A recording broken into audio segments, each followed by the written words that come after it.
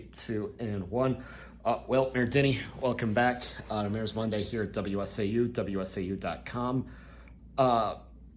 You were just on vacation. I was just on vacation. Actually, I'm sure people are just sick of hearing me by now because Oh, Chris it's was all on good. vacation. I listened a little bit this morning. Because Chris was on vacation. Who's running the city right now? We've got so many people on vacation. Like, what's going on? Well, and that's why the council takes one council meeting off per month. So instead of having our routine second and fourth Tuesday, we go to just the second to allow people to take their vacation. So that happened.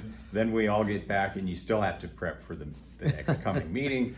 I got in this morning, and it's a lot on the plate. But no, we have great staff. Right.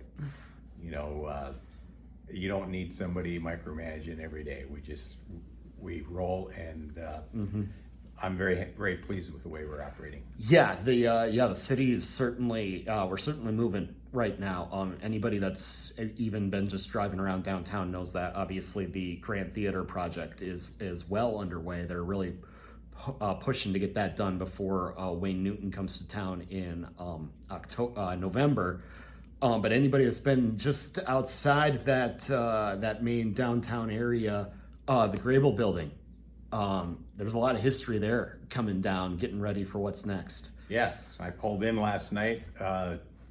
It's standing, looks like just on the steel girders that have been there since forever, and so it'll be down.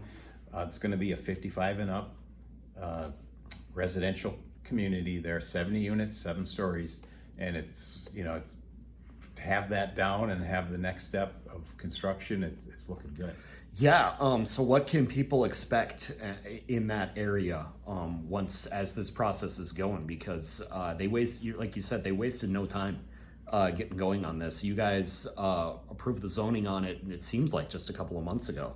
Right. And there's some 100-year-old infrastructure underneath the existing building that'll have to be rerouted. So that'll happen this summer. That's already been, I believe that's been bid out already. And then we'll see where their next steps are. But obviously, the sooner they can get something built, that's their timeline as well to be up and operating next year. Mm-hmm. And I know this has kind of gone hand in hand with the city's plan right now for housing. Last time I talked to Randy Pfeifferich, he said, we've got West Side Commons nearly full. I can vouch for that. I drive by that every day, and it's amazing the number of cars that are in that parking lot and the amount of foot traffic you see around that building anymore. We've got Foundry on 3rd. We've got work continuing on the project on Grand Avenue. Do you feel like we've kind of met this demand right now as far as housing goes in the city? Well, depending on who you listen to, we still have some to go, but I would say we do want to be cautious so that we don't hit that saturation point, and then we find ourselves with high vacancies. I met with the city assessor this morning. Homes are selling still like hotcakes, and they're selling for lots over assessed value. So we want to make sure that our supply is out there meeting demand. That Grable building's gonna be a little more of a niche because where it's located right by the Y, Sure. Right next to the landing, and then you've got the Spirus Clinic, and then the potential for the 17-bed assisted living on the backside of that. So it's going to be a complex there that really is suited for those looking to maybe retire, downsize, and then have a continuum of care for the next 30 years. Yeah, absolutely. And I think it's also just a great fit for that neighborhood, especially with what you've been trying to do there on the riverfront and in the blocks kind of on either side of that as well, because I know the city is still working on some deals for some new to fill in some of those blanks, if you will, along the river there to really make that just kind of live, work, and play type area. Right. And just looking at it from when I moved here in 2000, it was all dilapidated buildings and gravel, and just riding in there with our bikes with my kids. It's come a long way. It has been a long time, though, or it has been a long time. But it's moving in the right direction. Absolutely. And then that, of course, then makes Wausau pretty attractive for, events like what we've got coming up here this week. You're not by any chance like throwing out a ceremonial first horseshoe later No. today at the National or the World Pitchers Association Championships? That's not your job as mayor? No, but I heard you talking about it the other day on the radio with Tim White Sure. from CBB. It is a big event. It is going to be awesome. Now, last year we had something at the fairgrounds, but this is going to eclipse that, and I think it's great that we can attract that to Wausau. Yeah, 800 some registered participants. It's going to be 2 weeks. You got talking about people that are, they take their time off from work and drive in from across the country. Right. For something like this. I mean, is that something that you've been mayor now for just over 2 years, you've been on the council, you've been involved longer.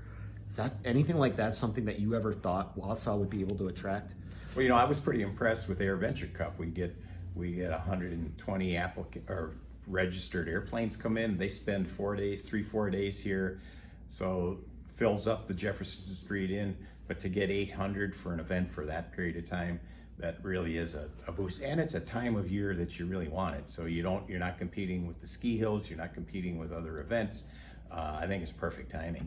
Yeah, I think it's going to be a great event for Wausau as well. And if you'll excuse me, Yankton, South Dakota actually took up archery. And they got the U.S. archery offices to move themselves from, I believe it was Provo, Utah, to Yankton, South Dakota. And now Yankton is where everybody comes for national archery championships. Who's to say Wausau can't do something like that? Well, you're right. It's a great place to live. Why wouldn't you want to be located here? Whether it's a sport, well, we've got the woodchucks. We've got organizations that feel this is a great place to be. So a headquarters of some sort. Where the hockey Hall of Fame is, way up north in Minnesota.